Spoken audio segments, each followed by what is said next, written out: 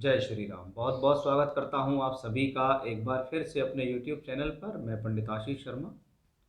मेरा आज का ये वीडियो रहने वाला है धनु राशि के जातकों के लिए।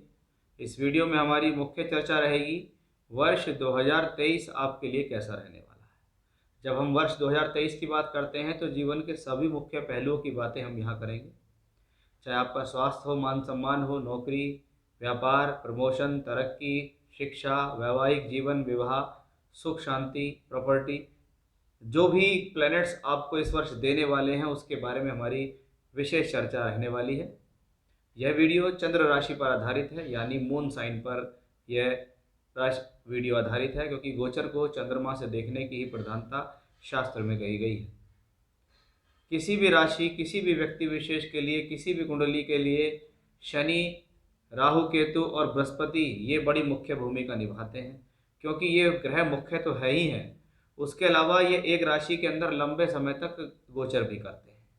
जहाँ 2.5 वर्ष में शनि है तो बृहस्पति 1 सवा साल और 18 महीने तक राहु केतु। जब लंबे समय तक ये किसी एक भाव पर चलते हैं तो वो भाव अवश्य प्रभावित होता है। अन्य ग्रह जो थोड़े थोड़े समय के लिए राशि परिवर्तन करते हैं उनका व्यक्ति विशेष पर इतना प्रभाव देखा नहीं जाता, क्योंकि लॉन्ग टर्म के हिसाब से देखें तो शनि, बृहस्पति और राहु केतु का प्रभाव ज़्यादा है। तो इन तीनों प्लेनेट के बारे में तो हम विशेष चर्चा करेंगे ही कि 2023 में ये आपके लिए कैसे हैं। लेकिन आपकी राशि के लिए मंगल ग्रह भी बहुत परम मित्र ग्रह हैं, उसके भी बारे में विशेष चर्चा मैं यहाँ आपसे अवश्य करूँगा।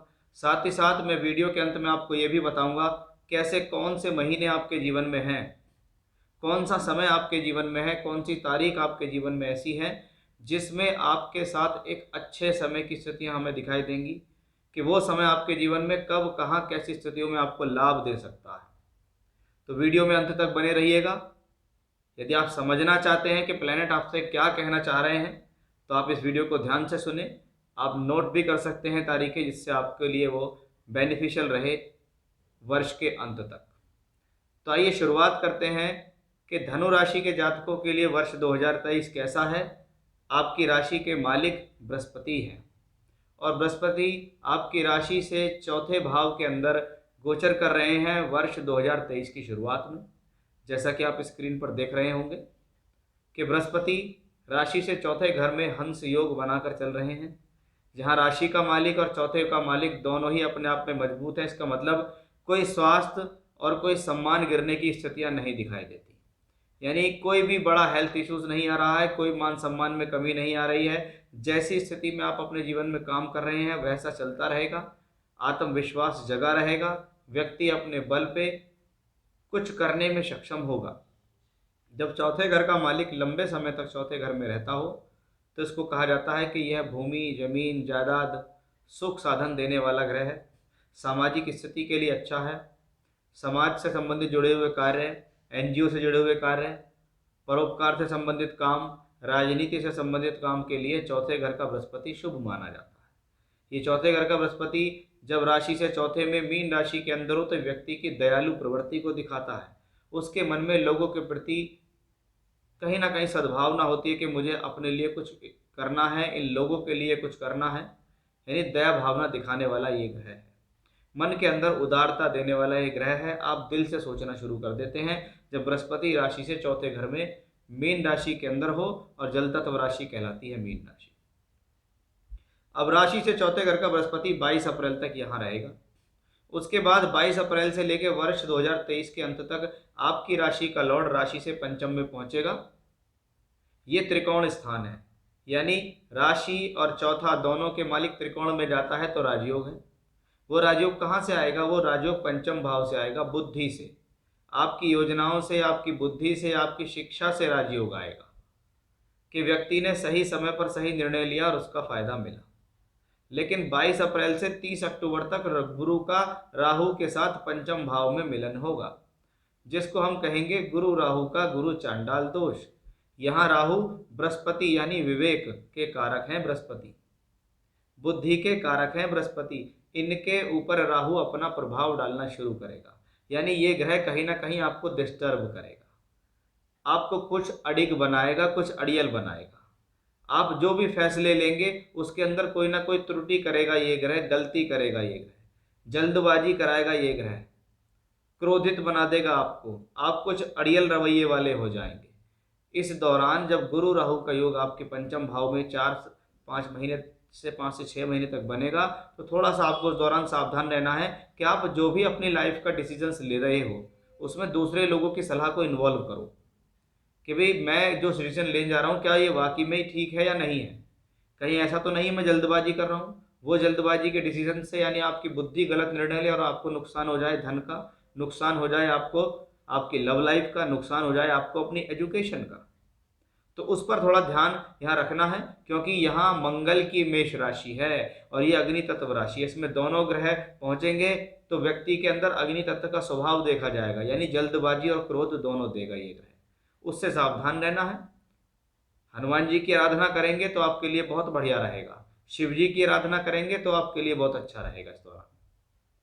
अब बृहस्पति पंचम में बैठकर नवम भाव पे दृष्टि डालता है, ये पंचम से पंचम भाव है, यानी बृहस्पति संतानदायक है, संतान देने में सक्षम है।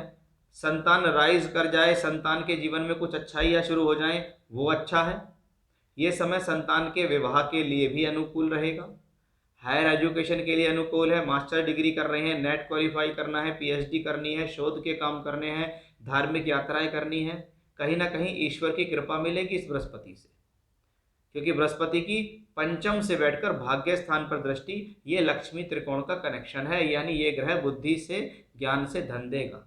लाभ भाव पर गई हुई दृष्टि पद प्राप्ति, प्रमोशन, तरक्की दिलाती है। मल्टीपल सोर्स ऑफ इनकम, यानी एक से अधिक माध्यमों से पैसा कमाना। और कॉन्फिडेंस लेवल तो आपके ग्रह का बहुत अच्छा रहेगा ही रहेगा, क्योंकि राशि का मालिक नौवीं दृष्टि से राशि को वापस देखता है, यानी ये समय धर्म कर्म के कार्यों के लिए अच्छा है, ईश्वरीय कार्यों के लिए अच्छा है, सामाजिक कार्यों के लिए अच्छा है। अपने आप को समाज के अंदर लाकर कुछ प्रेजेंट करना या अपने आप को दिखाना कि मैं भी अपने आप में कुछ हूँ, तो ये बहुत अच्छा समय आपके लिए है, यानी एक जीवन की अच्छी शुरुआत देने आ रहा है वर्ष 2023 आपको। अब आपके लिए शनि भी बहुत इंपॉर्टेंट है, क्योंकि शनि आपको अभी तक शनि की 7.5 में चल रहे हैं। अब शनि राशि से दूसरे घर से निकलेंगे और तीसरे घर में पहुंचेंगे 17 जनवरी को, यानी अब शनि के पूरे फल तीसरे घर के अंदर पहुंच चुके हैं। तीसरा घर जो जीवन में आत्मविश्वास के लिए है, तीसरा घर धैर्य का है, पराक्रम का है, सहजता का है, अपने बल पर कुछ कर दिखाने का है, मित्रों का है, दोस्तों का है, पड़ोसियों का है, यार दोस्तों का है, छोटे भाई बहनों का घर कहलाता है तीसरा भाव। वहां का मालिक शनि अपने ही भाव के अंदर है, तो इसका मतलब तीसरे भाव से संबंधित मजबूती आपको देगा ये ग्रह कि 7.5 से मुक्ति के बाद शनि आपके जीवन में अपॉर्चुनिटी लेकर आने वाला ग्रह होगा। आप अपने कार्य में पहले के मुकाबले ज़्यादा तल्लीनता से लगेंगे, पहले के मुकाबले ज़्यादा सीरियस हो जाएंगे, पहले से ज़्यादा मेहनती हो जाएंगे, अपने एक कार्य के अंदर एकाग्र होकर काम करेगा। ये शनि बहुत बेहतर है, क्योंकि ये तीसरे भाव में अपनी मूल त्रिकोण राशि में वायु तत्व राशि में है, यानी विचारों का आवागमन होना, विचार जो मन में आए उस पर काम किया और आपने सफलता हासिल की, ऐसा है आपके तीसरे घर का शनि। जब वो तीसरे भाव से बैठकर द्वादश भाव पे 10वीं दृष्टि देता है तो टूर ट्रैवलिंग यात्राओं से लाभ, यानी ऐसा ग्रह ट्रांसफर कराने वाला ग्रह, ऐसा ग्रह नई नौकरी दिलाने वाला ग्रह, ऐसा ग्रह दूर स्थान से जोड़कर काम कराने वाला ग्रह, यानी शनि आपके लिए विदेश यात्रा तक भी करा सकते हैं, विदेश में नौकरी भी दिला सकते हैं आपको, क्योंकि 10वीं दृष्टि कर्म की दृष्टि द्वादश भाव पे है, यानी ये विदेश के लिए अच्छा योग है। वहीं शनि की दृष्टि नवम भाव पर भी इसी चीज को बताती है कि हाँ यह समय भाग्य में वृद्धि करने वाला बनेगा। जब शनि तीसरी दृष्टि से पंचम भाव पर अपनी डालेंगे जहां पर गुरु राहु बैठे हैं, तो शनि की तीसरी दृष्टि जिस भाव पे उस भाव से संबंधित संघर्ष बढ़ता है। तो संघर्ष का संतान के साथ मतभेद ना हो जाए, मनमुटाव ना हो, उसका ध्यान रखें। यह समय संतान देता है लेकिन संतान प्राप्ति में कठिनाई देता है। यह समय आपके जीवन में पढ़ाई के अंदर रुकावट भी डालेगा, क्योंकि राहु यहाँ ऑलरेडी मंगल की राशि में है, बृहस्पति राहु का गुरु चांडाल दोष और शनि से वो दृष्ट है। इसका मतलब ये प्लेनेट आपको भ्रमित करने का पूर्ण प्रयास करेगा, लेकिन जो पूजा मैंने आपको बताई है वीडियो में अभी, उसको आप जरूर करें इस दौरान यदि आप इससे बचना चाहते हैं। बाकी शनि सेकंड लॉर्ड भी हैं, तो जो भी व्यक्ति के एफर्ट्स होंगे वो कहीं ना कहीं अंततः धन में परिवर्तित जरूर होंगे, यानी आपके द्वारा किया गया प्रयास धनदायक सिद्ध होगा। केतु बहुत अच्छे स्थान पर हैं, लाभ भाव में गया हुआ केतु अच्छा होता है, क्योंकि ये स्वभाव से मेलेफिक है और कहते हैं अशुभ ग्रहों का 11वें भाव में जाना अच्छा है। शुक्र की राशि में है तो भी अपने आप में शुद्ध ही है। अब आपके लिए बड़ा इंपॉर्टेंट है मंगल। ये मंगल निर्धारित करेगा आपके जीवन में बहुत सारी चीजें, कि बृहस्पति राहु शनि केतु का तो हमने फल आपको बताया, लेकिन मंगल क्योंकि पंचमेश है, मंगल क्योंकि बुद्धि का मालिक है, ज्ञान का मालिक है, आपकी तर्क शक्ति का मालिक है, ऊर्जा देने वाला ग्रह है, एनर्जी दायक ग्रह मंगल माना जाता है, और पंचमेश है, पंचम भाव लक्ष्मी त्रिकोण का भाव है। कहते हैं अगर बुद्धि सही काम कर रही हो तो लक्ष्मी आपके पास आगमन करती है, कि जहां सुमति वहां संपत्ति नाना, जहां कुमति वहां विपत्ति नाना। कि आपकी बुद्धि संपत्ति ला सकती है, आपकी बुद्धि कुबुद्धि आपके खराब आचरण, ये सब चीजें आपको गर्त में ढकेल सकती है, अंधकार में ढकेल सकती है। अब मंगल आपके लिए एनर्जी धारक ग्रह है। आप मंगल के ट्रांजिट को देखिएगा कि मंगल मिथुन राशि में गोचर करेंगे 13 मार्च से लेकर 10 मई। पंचम भाव का मालिक सप्तम भाव में है। ये समय एजुकेशनली अच्छा, लव रिलेशनशिप्स के लिए अच्छा, लव को मैरिज में कन्वर्ट करने के लिए अच्छा, आपको एनर्जी देने के लिए अच्छा, क्योंकि मंगल दशम भाव राशि और दूसरे सभी भाव पर दृष्टि भी देंगे पंचमेश होते हुए, क्योंकि मंगल की मूल त्रिकोण राशि पंचम में है, इसलिए ये पंचम के फल ज्यादा देंगे, द्वादश के कम देंगे। यानी यहाँ मंगल आपके लिए फुल बेहतरीन रिजल्ट देने वाला ग्रह बन रहा है। तो 13 मार्च से 10 मई बड़ा बेहतरीन समय आपके लिए। उसके बाद मंगल पहुंचेंगे अपने मित्र की राशि में, कहाँ, 9th हाउस में। उसके ऊपर बृहस्पति की दृष्टि भी उस दौरान होगी। ये समय होगा जब मंगल सिंह में होंगे 1 जुलाई से 18 अगस्त, यानी मंगल लक्ष्मी त्रिकोण योग बनाएंगे।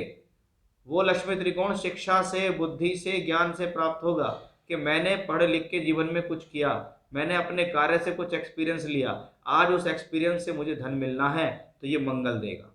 ऐसा मंगल विदेश यात्रा करा सकता है, ऐसा मंगल ट्रैवलिंग्स बढ़ाएगा, ऐसा मंगल अचानक से यात्रा से सफलता दे देगा, ऐसा मंगल कॉन्फिडेंस लेवल बढ़ाएगा, ऐसा मंगल धार्मिक यात्रा करा सकता है, ट्रांसफर करा सकता है, दूर स्थान से जोड़कर नौकरी दे सकता है। यही मंगल दशम भाव में दिग्बली होगा। ये दशम भाव का दिग्बल 18 अगस्त से 3 अक्टूबर के बीच, जब मंगल फिर से पंचम भाव पे अपने भाव पर दृष्टि देंगे। यानी पंचमेश का पंचम के लिए जाना ये अच्छा है, लेकिन इस दौरान पेट से संबंधित बीमारियां हो सकती हैं। गर्भवती महिलाओं को अपना ध्यान रखना होगा, यह समय मिसकैरेज दे सकता है। अन्यथा दशम भाव का मंगल राज्य सरकार से संबंधित कार्यों के लिए अच्छा, शिक्षा से प्राप्ति के लिए अच्छा, सरकारी नौकरी के लिए अच्छा, या नौकरी के लिए अच्छा, ऐसा हम यहाँ मान सकते हैं।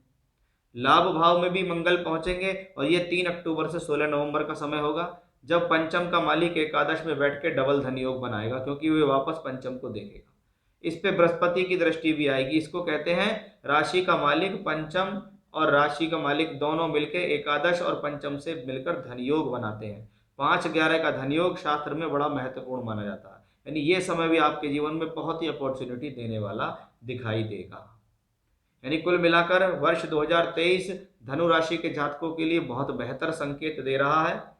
और ये समय भी मैंने आपको बता दिया कि किस किस समय काल में आपके लिए बेहतर समय होगा, जिसमें आपको जीवन के सभी कार्य सिद्ध होंगे।